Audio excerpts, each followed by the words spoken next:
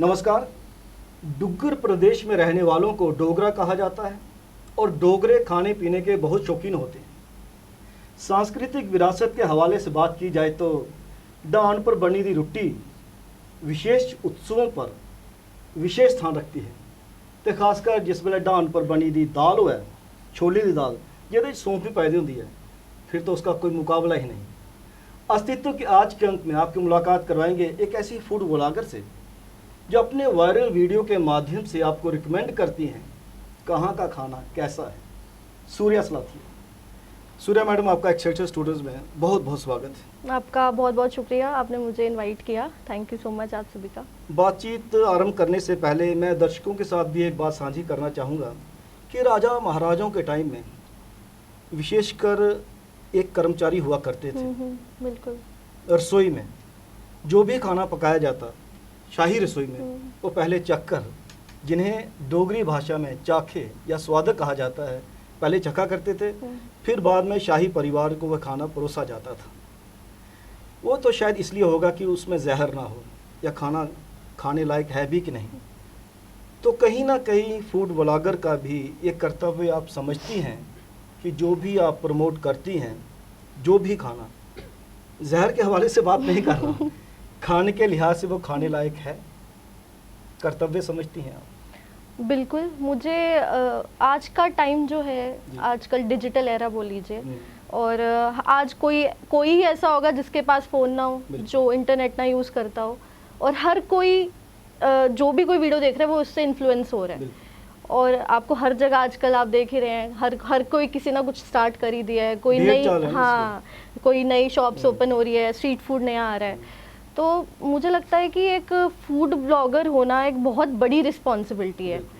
आजकल तो शायद सभी ने स्टार्ट कर दिया है। लेकिन आप जब वायरल हो जाते हो ना, तो बहुत से लोग आपको देखते हैं, फॉलो करते हैं, वहाँ पे जाते हैं फिर खाने के लिए। लेकिन आपको पता है, क्योंकि आप मेरे से बेटर जानती हैं, स्वाद जो है जीभ तक है। बिल्कुल। जीभ के बाद वह खाना स्वादिष्ट है कि नहीं है कोई मायने नहीं रखता, लेकिन सेहत के लिए वह कैसा है ये ज़रूर मायने रखता है। बिल्कुल बिल्कुल। तो रिस्पॉन्सिबिलिटी जैसे आपने बोला है, उसकी बात की जाए तो हर जगह ज़रूरी नहीं है कि वो हेल्दी हो।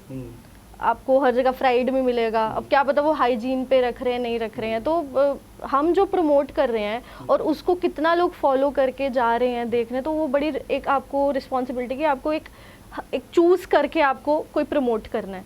ऐसे नहीं कि हम हर एक चीज़ को कोई भी हाइजीन ना हो या कुछ भी वो वैसा कुछ प्रमोट या सेल नहीं कर रहे हैं। अगर हम किसी भी चीज़ को उठा के प्रमोट करने लग जाएंगे, और हेल्थ का क्या है उसका लोग जाएंगे, और ब्लेम तो एट द लास्ट वही होगा जिसने हाँ बिल्कुल प्रमोट किया है, इन्फ्लुएंस किया है। तो कल को अगर किसी की सेहत खराब होती है, किसी का कुछ भी कोई छोटी मोटी हो, तो ऑब्वियसली एक फूड ब्लॉगर पे आएगा कि आपका हमने खाना रिकमेंड करके गए थे और ऐसा ऐसा हो गया।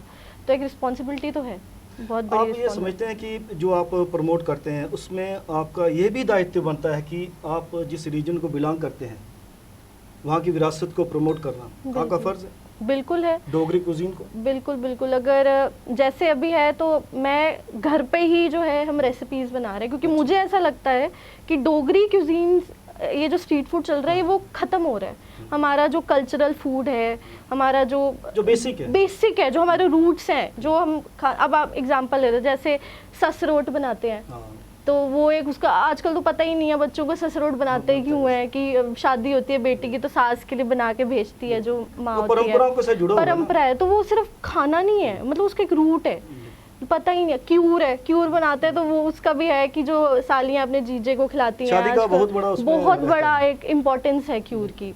गुलरा हो गया। तो मुझे लगता है कि खाना सिर्फ खाना नहीं है, वो उसका एक रूट है जहाँ से वो ओरिजिन हुआ है। तो अभी तो लोगों को पता ही नहीं है, कुछ लोग ऐसे ही खा रहे हैं, जी खा रहे क्यों रहे, हाँ खा रहे हैं, उनको पता ही नहीं कि क्या टेस्ट के लिए। तो बहुत बड़ा एक बोलते हैं ना एक संस्कृति बेस है हमारा, वहीं से हर एक चीज़ का हुआ।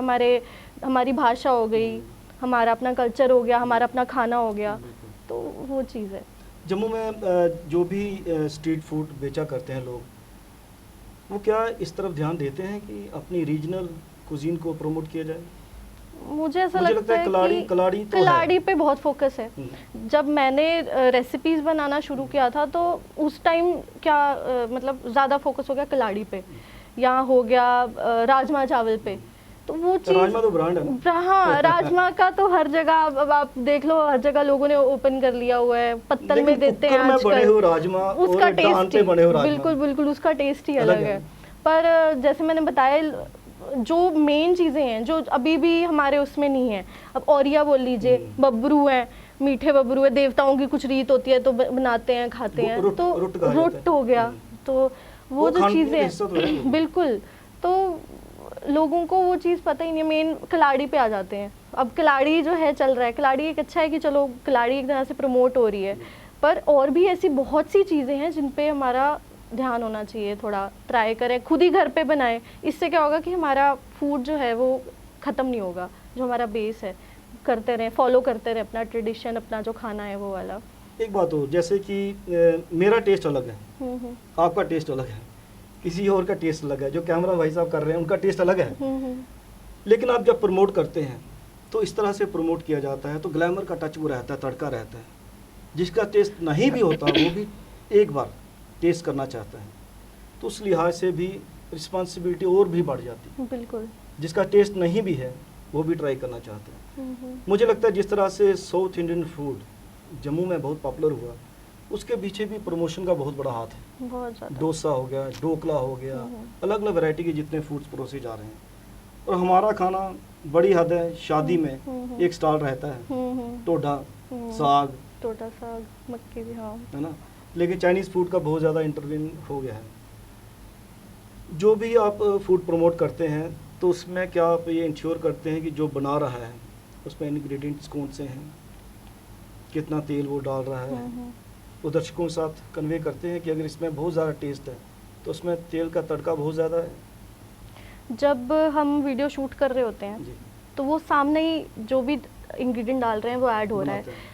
आप चाइनीज़ बोल लीजिए, कुछ भी बना रहे हैं, कुछ ऐड कर रहे हैं, तो आजकल वो भी था कि जैसे अजीनोमोटो है, वो अच्छा इंग्रेडिएंट नहीं है। चाइनीज़ बच्चे जो लोग खा रहे हैं, इंडो चाइनीज़ चल पड़ा है, इंडियन और चाइनीज़ का मिक्स चल पड़ा है, तो वो उनको उस इंग्रेडिएंट का पता ही नहीं कि कितना हार्मफुल है वो। डोगरी शादी जब भी होती है तो डान कटे जाता है, डान पर सगले की दाल बनती है, कड़ाच अंबल बनता है, और साथ ही गुलरा बनता है लड़कियों की तरफ से, मेरे ख्याल में ना, लड़कियों की तरफ से बिल्कुल क्यूर बनते हैं लड़कियों की तरफ से। जब दूल्हा आता है अपने दोस्तों के साथ तो सालियाँ क्यूर खिलाया करती हैं दही के साथ। उसकी कोई रेसिपी अगर आप दर्शकों के साथ साझी करना चाहें तो? बिल्कुल, मैं एक चीज़ हाईलाइट करना चाहूँगी, जो हमारा डोगरी कल्चर है उसकी सिंप्लिसिटी इतनी है, मतलब आप कुछ एक्स्ट्रा मसाले कुछ ऐड नहीं होते हैं और इतनी सिंपल चीज़ इतनी अच्छी बनती है।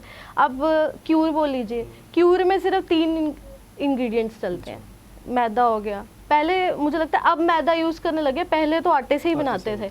अब नया दौर चल पड़ा, हाँ तब तो मैदा था ही नहीं। अब जाके जो है अब लोग यूज़ करते हैं मैदा वगैरह कि अच्छा बनता है टेस्ट, हाँ बिल्कुल। तो आटा, चीनी बाद में वो डालते हैं, नमक हो गया, बीच में सौंफ भी डाल देते हैं, उसको अच्छे से घोल के, और उसका भी एक ना बैटर का एक वो बनता है, कंसिस्टेंसी बनती है कि आपका प्रॉपर वो बन पाए। हाँ, एक बिल्कुल बिल्कुल एक ये जो है क्यूर का बहुत सिंपल है। अब आप देसी घी ऊपर से देसी घी लगाते हैं? देसी घी में हम फ्राई कर लीजिए, देसी घी में फ्राई किया जाता है। पानी जो है मैंने बताया, आटे में पानी मिक्स करके घोल बना के आपने उसको फ्राई करना है, जैसे थोड़ा थोड़ा करके वो करते हैं। कुछ लोग थोड़ा तेल करते हैं यूज़, कुछ ज़्यादा जो है घी डाल स्वाद के हिसाब से, और उसको बाद में उस पर चीनी गुड़ जो भी आप डालते हैं उसको दही के साथ जो है वो अब सालियाँ अपने, हाँ जीजे को अपने खिलाती है, जीजा जी को। तो एक ये हो गया, गुलरा हो गया। गुलरा भी बहुत सिंपल, उसको कुछ एक्स्ट्रा नहीं है, घी में जो है सूजी को फ्राई किया जाता है अच्छे से, ड्राई फ्रूट्स को फ्राई करके उसमें डाला जाता है, सौंफ होती है, सौंफ डाली जाती है, फिर चीनी डाल के एक मिक्सचर सा बनाते हैं, और एक गागर होती है, गागर में भर के जो है, ये ट्रेडिशन है जो हमारा, गागर में भर के लड़की के जो है दी जाती है, जब उसकी विदाई होती है उसी के साथ दहेज के साथ ही भेज देते हैं। मुझे लगता है सबसे बेटर दहेज प्रथा के खिलाफ सभी को होना चाहिए। बिल्कुल, एक गुलरा लेना चाहिए, हमारी सांस्कृतिक विरासत का बिल्कुल बिल्कुल। ये चीज़ आजकल बहुत कम मिल रही है, गाँवों में ज़्यादा दिख रही है आजकल, शहरों में आपको बड़ा कम दिखेगा। टाइम के साथ साथ कहीं कहीं है जो लोग चीज़ फॉलो कर रहे हैं। तो मैं तो यही कहूँगी कि अगर आपके किसी बेटी की शादी है या आप किसी की भी शादी करें, गुलरा भेजिए, गुलरा ज़रूर भेजिए, ट्रेडिशन को जिंदा रखिए। बहुत आसान है बनाना और बहुत टेस्टी होता है। और दाल तो सभी बनाते हैं, लेकिन दाल कोई डिफरेंट बनती है कि इतनी स्वादिष्ट कैसे होती है दाल पर बनी हुई दाल? उसका टेस्ट अलग होता है सगले में जो बिल्कुल। मैं आपको एक छोटा सा एग्जांपल दूं, एक ना छोटी कुन्नी आती है, जो लोग सगले की दाल नहीं खा सकते, छोटी सी घर में बनानी हो तो घर पे के लिए बिल्कुल। तो कुन्नी पुराने जमाने में जो होते थे, कुन्नियाँ रखी होती थी, तो कुन्नी को रख के आप उसमें दाल बनाए, उसी में गड़कती रहे, तो वो कहीं ना कहीं थोड़ा फ्लेवर आ जाता है। वो आग वाला नहीं आएगा जैसे वो प्रॉपर बनाई जाती है, पर वो फ्लेवर ज़रूर आएगा। तो और सिंपल अंबल हो गया, फूड का बहुत बिल्कुल बिल्कुल खाने में आता है वो। उसमें भी कुछ ज़्यादा एक्स्ट्रा कुछ नहीं होता है, मेन मेथरों का फ्लेवर होता है, और मिर्च हो गई, कोई लहसुन नहीं, कोई प्याज नहीं, और इतना सिंपल इमली के डाल के वो बनाते हैं, तो इतना टेस्टी है। कितना अच्छा हमारा डोगरी खाना है, इतना अच्छा है। तो जितना आप बनाएंगे, हाँ बिल्कुल, जितना बनाएंगे आप उतना हमारा जो है खाना प्रमोट होगा। ऐसा देखा जाता है कि जो रेस्टोरेंट्स हैं, मैं नाम नहीं लूँगा उनका, एक बार मैं वहाँ पे खाना खाने गया रात को डिनर के लिए, तो डिनर करने के दौरान मैंने मेन्यू पढ़ा, तो उसमें लिखा था कि हम ब्रेकफास्ट में खमीरा ओरिया भी देते हैं। मैंने वेटर से पूछा कि आप वाकई खमीरा और ओरिया देते हो? कहता हाँ, हम 10-11 बजे तक सर्व करते हैं। दूसरे दिन मैं बच्चों को लेके वहाँ गया तो वो नहीं था उसके पास। उसने कहा, उसने डोगरी में बोला कि आटा लाना भुल्ली है शाम। अब जब मेन्यू में ये चीज़ें लिखते हो कि डोगरा खान पीन आप प्रोवाइड करोगे, तो वो रिस्पॉन्सिबिलिटी फिर रेस्टोरेंट वाले की भी बनती है कि प्रोवाइड कीजिए। जो आदमी जाता है वो पैसा खर्च करके गाड़ी में पेट्रोल डलवा के वहाँ पे जाता है, तो कहीं ना कहीं ये भी चीज़ मिसिंग है कि आपको ब्रेकफास्ट में वही मिलेगा, परोंठे। मेन ये है कि जो लोग, मान लीजिए अगर कोई इन्फ्लुएंसर ही जा रहा है, कोई ब्लॉगर जा रहा है, वो तो हाईलाइट करके आ जाएंगे। अब जो उनको फॉलो कर, जैसे आप गए, आपने कहीं पढ़ा होगा, आपने देखा होगा, तो आप जब आप गए आपको वो चीज़ नहीं मिली, वो मतलब क्वालिटी नहीं मेंटेन रही ना, अगली बार आप नहीं जाओगे ऐसी जगह। तो मुझे लगता है मार्केटिंग वीक है। हाँ, अगर वो या तो वो अगर किसी चीज़ को प्रमोट कर रहे हैं उसको कंटिन्यू रखें, और कहीं ऐसे ही मुझे लगता है डोगरी फूड भी प्रमोट होगा। आज के टाइम पे बहुत कम जगहें हैं जहाँ पे डोगरी खाना प्रॉपर मिलता है, ऑथेंटिक नहीं मिलेगा। ऑथेंटिक हमारे घर पे पब्लिसिटी बहुत है, लोग अपने हाँ, पर वो एक्चुअल में वो क्वालिटी नहीं दे पा रहे हैं। अगर एक चीज़ होगी, क्या पता दूसरी चीज़ मिसिंग हो, तो एक तरह से वो उसका कोई फ़ायदा नहीं रहा प्रमोशन का। कोई चीज़ एक अगर मिस हो जाती है उसमें तो।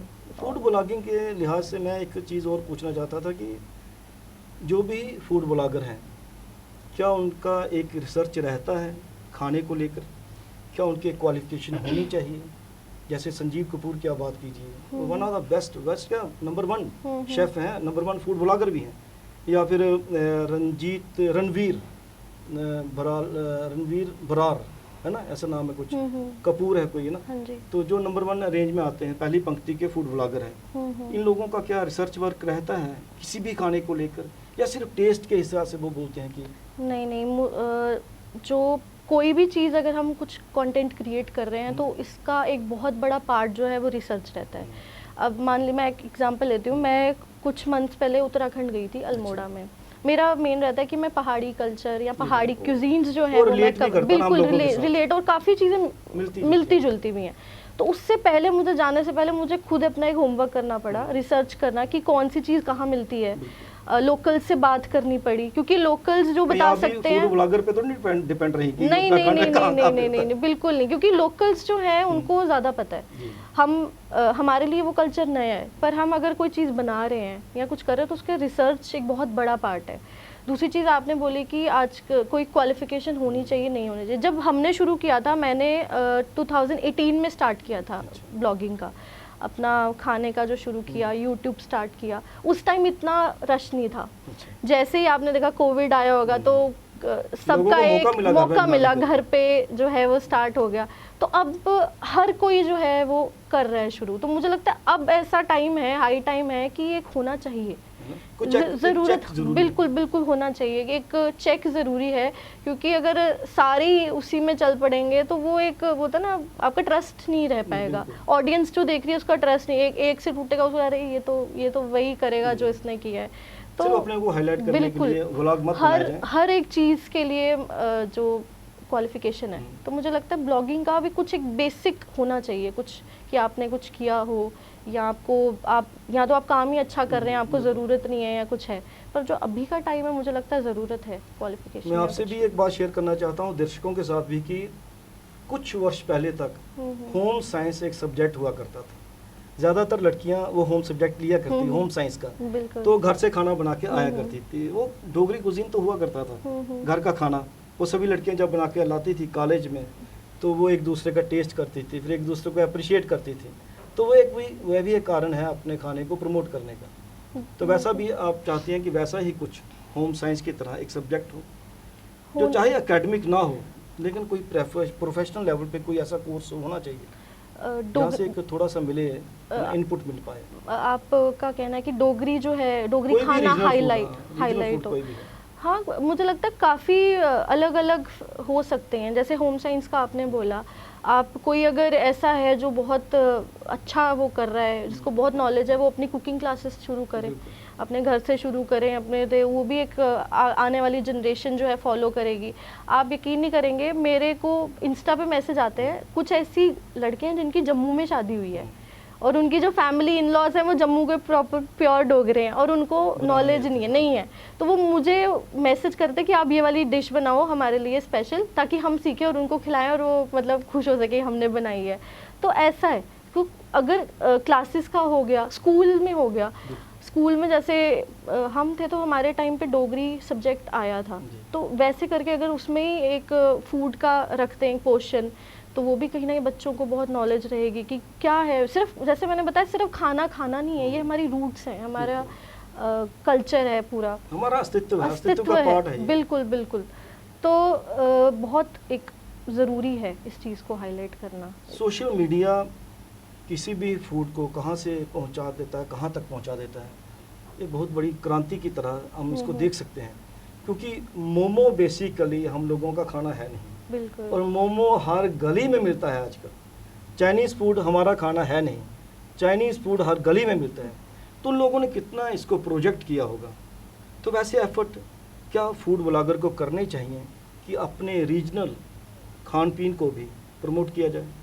बिल्कुल करना चाहिए, क्योंकि मैं जो बाहर के जो लोग काम कर रहे हैं वो कर रहे हैं, अपने जो लोकल चीज़ें उनको प्रमोट कर रहे हैं। चलो लोकल बिजनेस प्रमोट हो रहा है, अच्छी बात है एक चीज़, पर वो चीज़ हाईलाइट हो जो जिसको ज़रूरत भी है ना। किसी ने नया स्टार्टअप किया है, ठीक है, मोमो का तो अब एक, जैसे मैंने कहा, ट्रेंड, हाँ, जैसे ट्रेंड शुरू हो गया है जो भी, तो डोगरी का भी अगर ऐसा ही करें, अगर उस चीज़ को सब एक दृढ़ निश्चय करे, जब मैं वर्ड यूज़ करूँगी, अगर वैसा करे कि हमें प्रमोट करना है, अपनी वीडियोस डालें। मान लीजिए अगर आप नॉर्मल वीडियोस भी डाल रहे हैं, पर अगर आप एक वीडियो, हफ्ते की एक वीडियो अगर आप अपनी डोगरी पे रखें, तो वो बहुत एक अच्छा इम्पैक्ट पड़ेगा। क्योंकि कोई भी इन्फ्लुएंसर है, उसके 50, 60, 70, 1 लाख फॉलोअर्स या उससे ज़्यादा भी हों, तो वो लोग देखेंगे, वो लोग बाहर के हैं तो देखेंगे, आते हैं, जो जैसे जो भी आ रहा है टूरिस्ट वगैरह, तो आएंगे, ट्राई करेंगे, तो वो प्रमोट होगा, बिल्कुल बिल्कुल, स्पॉट होगा, खाना प्रमोट होगा,